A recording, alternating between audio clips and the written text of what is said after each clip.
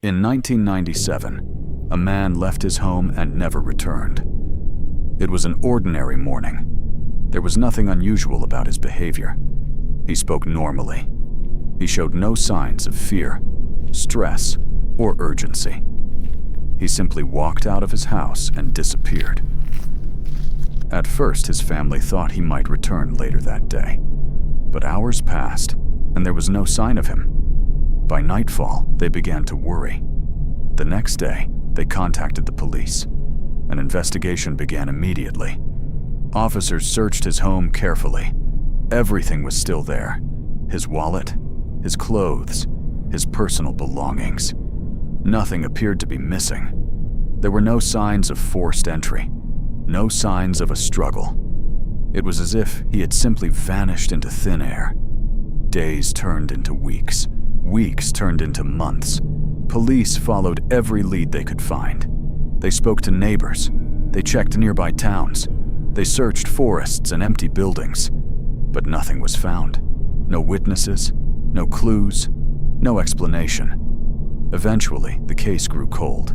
His family continued to search, but over time, hope slowly began to fade. Years passed, and people assumed he was gone forever. But then, 10 years later, something impossible happened. In 2007, a man was discovered walking alone near a remote town. He appeared weak, confused, and disoriented. He had no identification. His clothes were worn and dirty. He looked like someone who had been lost for a very long time. Authorities approached him and asked simple questions. "What is your name?" He couldn't answer. "Where are you from?" He didn't know. "How did you get here?" He had no idea. He seemed genuinely confused, as if he had no memory of his past. Doctors examined him, but physically, he appeared mostly healthy. Eventually, investigators decided to check his fingerprints. When the results came back, everyone was shocked. They matched the fingerprints of the man who had disappeared 10 years earlier. It was him. But there was one terrifying problem. He had no memory of the last 10 years. He didn't remember leaving his home.